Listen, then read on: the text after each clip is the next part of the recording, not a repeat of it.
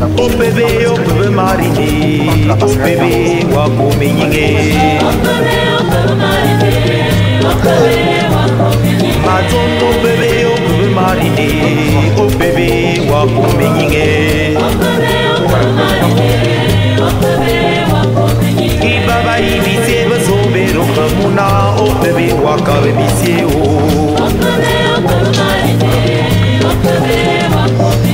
Doa ibo sobe rokamuna, opebe wabo wao. Ibaba ibo luba sobe rokamuna, opebe wakaba malugo.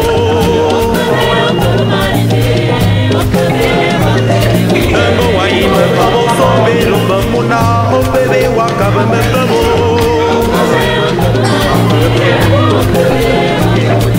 Dono pusinde sobe rokamuna, opebe wabo wao.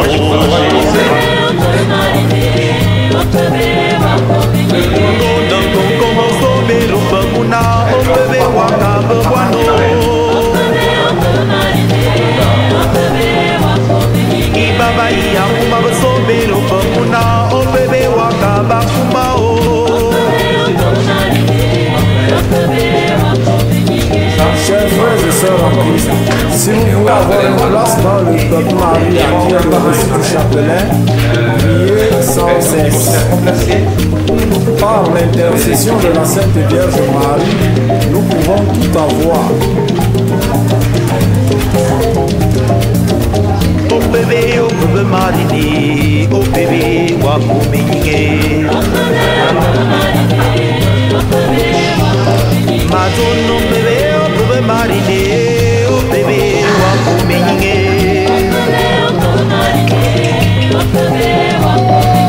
Doa ibo mezabe rokamuna, opebe wakabo wamo. C'est-à-dire qu'on commence en chantant. Voilà. Je vous en prie parce que Ibaba ibo sobe rokamuna, opebe wakome nyinge. oui, bien sûr. Doa ibo sobe rokamuna, opebe wabula yebo. Itomisu ayi osobe rokamuna, opebe wayi wobo.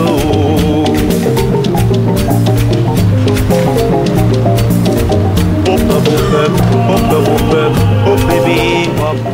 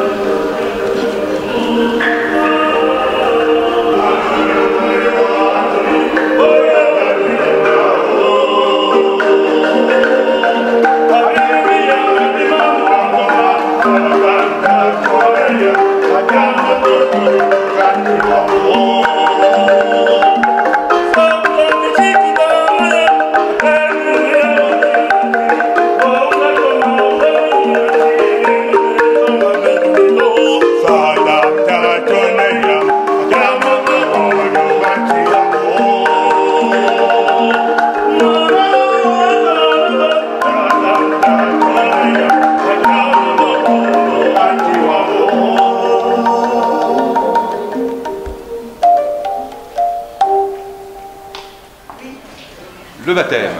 Très bien, oui, le oui c'est le baptême, j'ai compris. Je vais ensuite réitérer la même question. C'est un rituel un peu lourd, mais bon, il faut que ça se fasse, comme ça tout est officiel. Quel nom avez-vous choisi pour votre enfant? On a choisi le prénom Kéliane, Kéliane. Que demandez-vous pour Kéliane à l'église de Dieu? le baptême. Et enfin, quel nom avez-vous choisi pour votre enfant? Kevin, Que demandez-vous pour Kevin à l'église de Dieu? le baptême. Le baptême. Parfait. Nous nous trouvons sur le parvis de l'église pour rappeler, je sais que certains de mes confrères commencent directement dans le sanctuaire, au maître-autel ou au baptistère.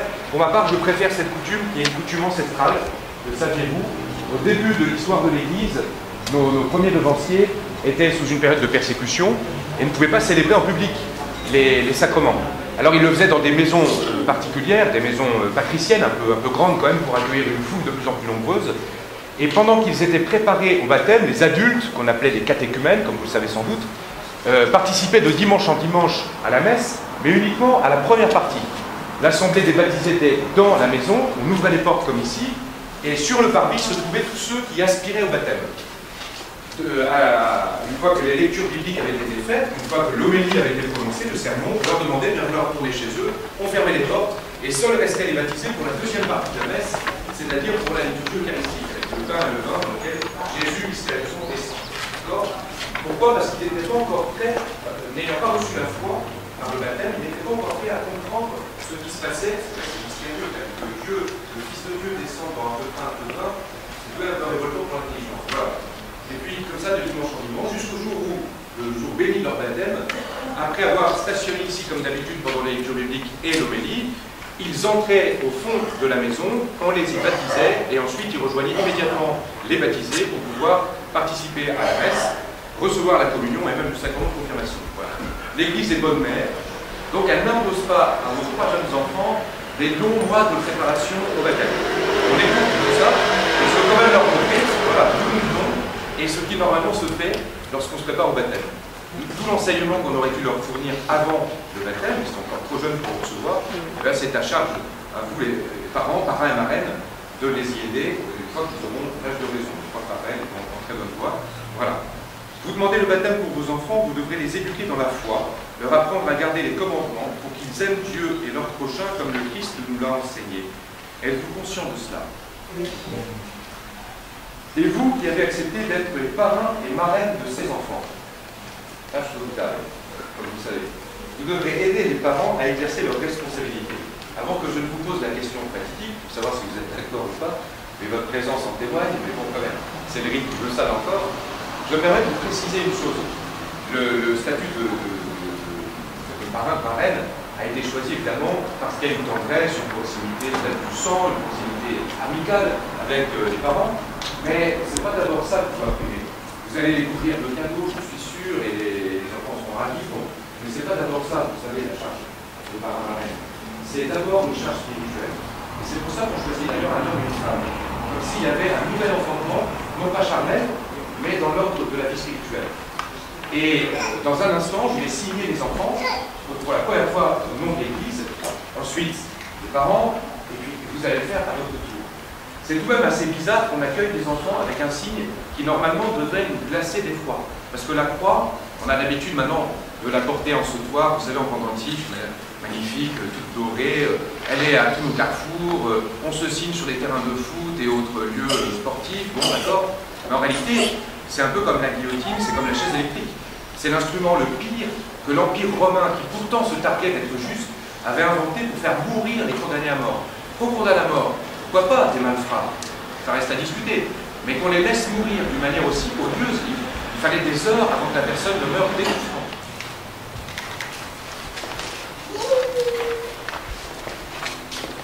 Tout est enregistré en plus, hein, donc on ne peut pas dire que ça n'a pas eu lieu. Voilà. Chers enfants, Raphaël, Kéliane et Kevin, entrez dans la maison de Dieu afin d'avoir part avec le Christ pour la vie éternelle. Amen. Alors je vais, c'est pas obligatoire, mais j'aime bien le faire. Je porte autour du cou ce que vous savez être une étole, qui est le symbole d'autorité reçue dans l'Église. Les diacres, les prêtres et les évêques portent ceci pour manifester qu'ils ont reçu l'ordination et donc la capacité de célébrer les sacrements, en dépit de leur misère, leur pauvreté, voilà. Mais il y a un deuxième symbole, une deuxième signification qui est attachée à cette étole, que je trouve plus suave, plus spirituelle.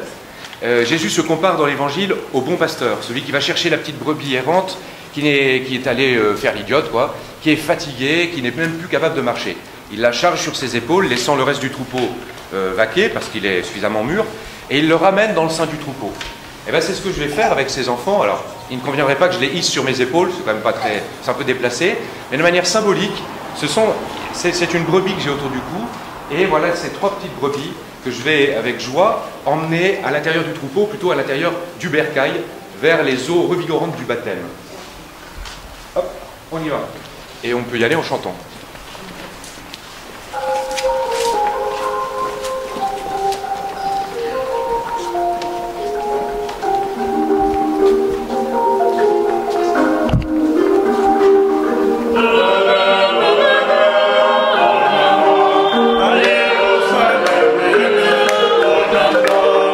Zango,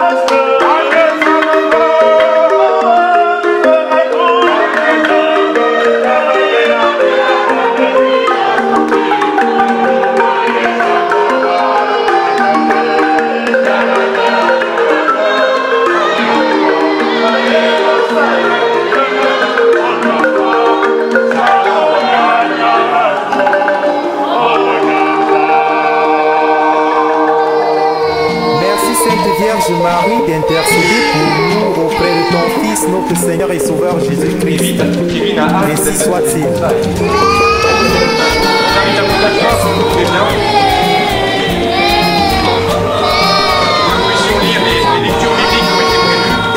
J'invite la personne qui doit lire la première lecture.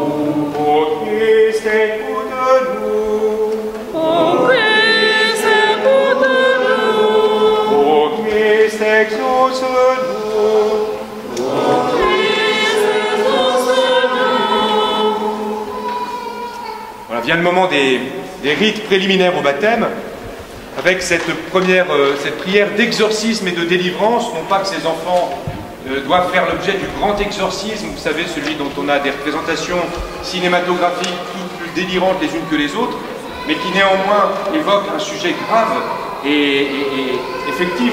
Lorsque quelqu'un se compromet gravement avec les puissances du mal, il faut extirper Satan de lui. Ça n'est pas cela dont il s'agit. Ces enfants n'ont rien commis de mal pour l'instant, mais ils sont marqués du péché originel. et le baptême va les en laver gratuitement.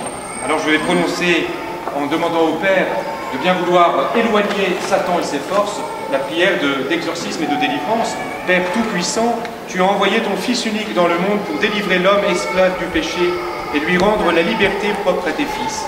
Tu sais que ces enfants, comme chacun de nous, seront tentés par les mensonges de ce monde et devront résister à Satan.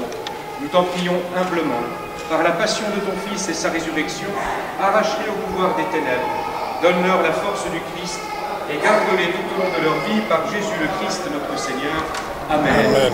Ce fameux péché originel qui n'est autre en réalité que l'inclination naturelle, plus facile à faire le mal que le bien. C'est ça le péché originel.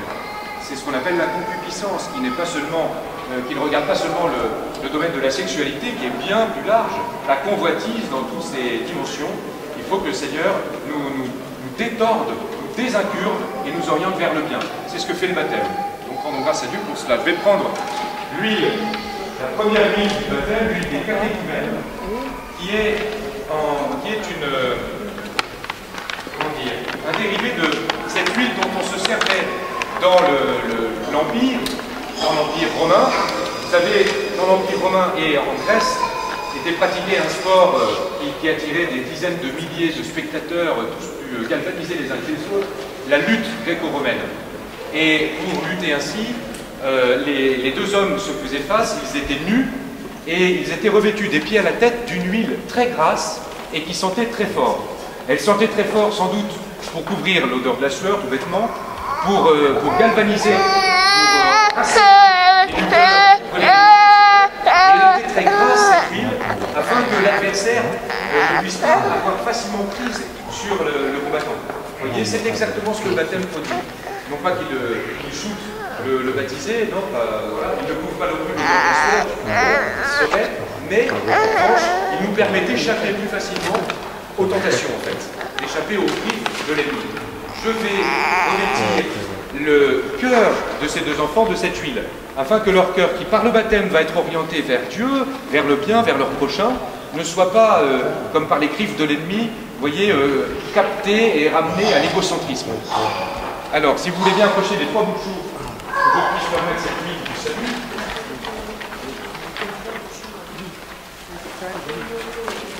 Raphaël, je vais t'en mettre juste sur le haut du cou, d'accord? Alors, que la force du Christ te fortifie. On est là, attends, de l'autre côté, hop, voilà, c'est sur le cœur, mais je te prie.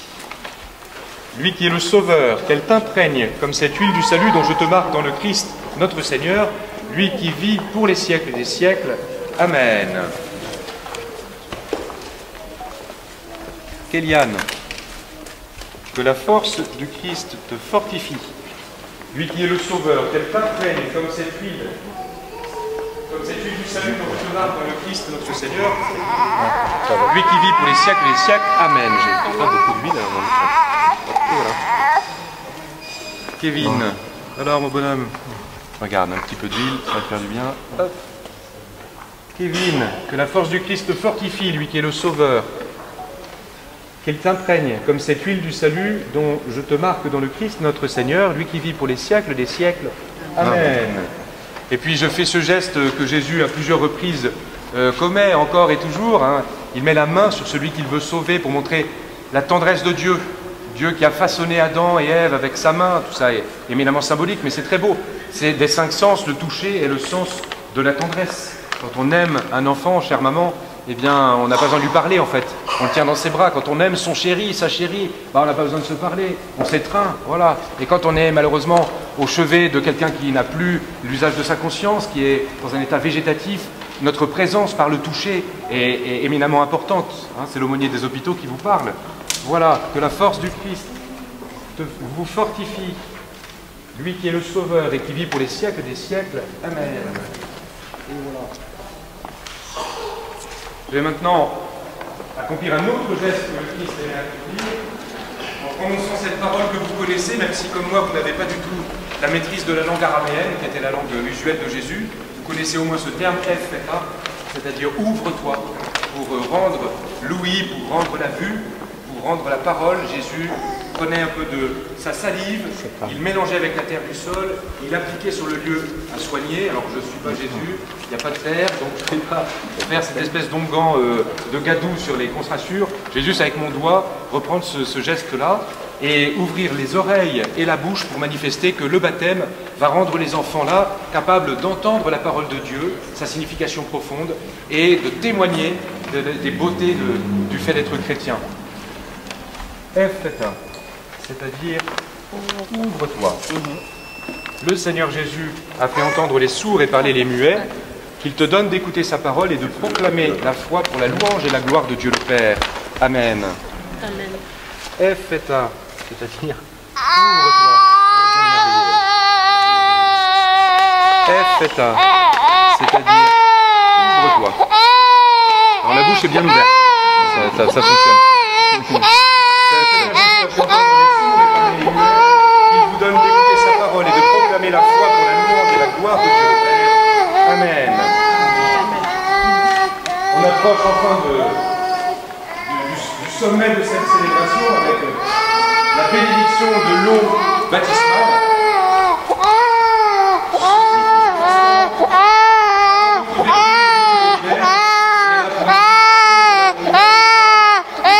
Moyennant la bénédiction de Dieu, eh bien, elle va amener la vertu de l'âme jusqu'à l'âme.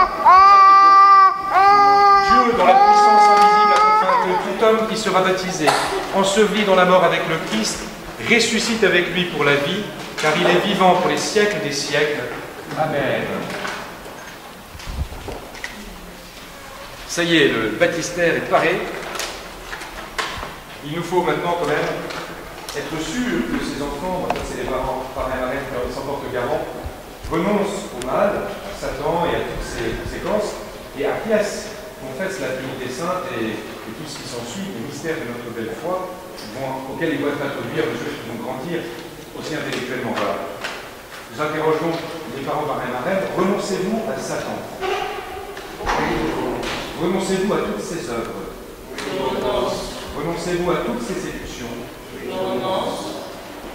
maintenant, plus positif, après ce versant nord, voilà, de renonciation, il va falloir acquiescer. Et nous autres, baptisés de fraîche ou longue date, nous pouvons nous rappeler du jour sacro-saint de notre baptême, ou peut-être tout simplement l'imaginer parce que nous étions tout petits, comme c'était le cas pour moi. Et à chaque baptême, c'est l'occasion de professer à nouveau notre foi. Croyez-vous en Dieu, le Père Tout-Puissant, Créateur du ciel et de la terre? Croyez-vous en Jésus-Christ, son Fils unique, notre Seigneur, qui est né de la Vierge Marie, a souffert la passion, a été enseveli et ressuscité d'entre les morts, et qui est assis à la droite du Père? Et croyez-vous en l'Esprit Saint, à la Sainte Église catholique, à la communion des saints, au pardon des péchés, à la résurrection de la chair et à la vie éternelle? Telle est notre foi, telle est la foi de l'Église, que nous sommes fiers de proclamer dans le Christ Jésus notre Seigneur. Amen. Voulez-vous? Alors j'ai interrogé les parents parrains et marraines, encore une fois. Voulez-vous que ces trois enfants, Raphaël, Kéliane et Kevin, soient baptisés dans cette foi de l'Église que tous ensemble nous venons d'exprimer? Oui, nous le voulons. Ce que vous voulez, Dieu le veut, ça tombe bien, une fois ça coïncide. Je vous invite à venir avec l'un après l'autre, donc d'abord le grand Raphaël, ensuite les deux petits.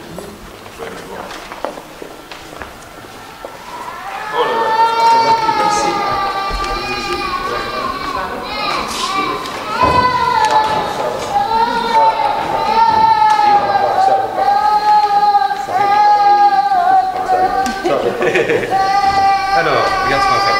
Regarde, ça on va le laisser de côté un instant. On va te pencher comme ça sur le côté et je vais te mettre de l'eau. Tu vois, sur le front. Tiens, tu peux toucher pour voir la température. Elle n'est pas très chaude. Hein. Elle est fraîche, mais comme il fait chaud. Raphaël, vas-y, penche bien la tête comme ça.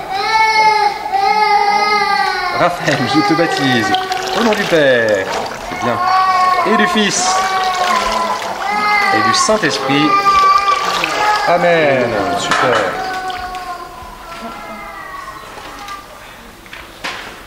Et voilà, Raphaël, tu es devenu un saint. Imagine un peu, pourvu que ça dure. Voilà. Bien sûr. Grâce à ses parents et marraines. Ouais. Kéliane. Ah, poupette. Oui. Je te baptise. Au nom du Père et du Fils. Bien. Et du Saint-Esprit. Amen. Très bien.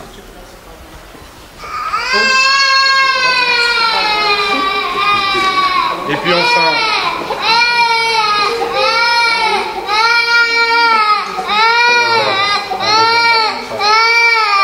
Kevin.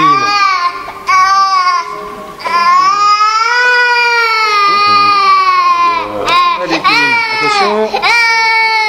Kevin, je te baptise au nom du Père, et du Fils, et du Saint-Esprit. Amen. Voilà, c'est bien. Très bien. Et nous allons célébrer dans la joie ces baptêmes-là, c'est la joie du ciel.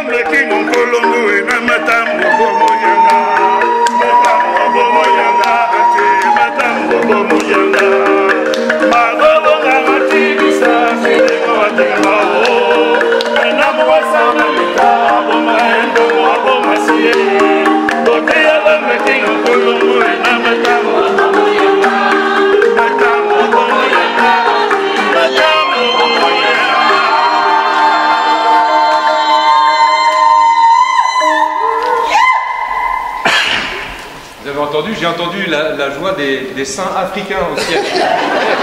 J'en suis sûr. Non, mais alors là, vous leur avez fait plaisir, là, j'en suis sûr. C'est Jean-Jacques Vidéo. Monsieur 100 000 volts.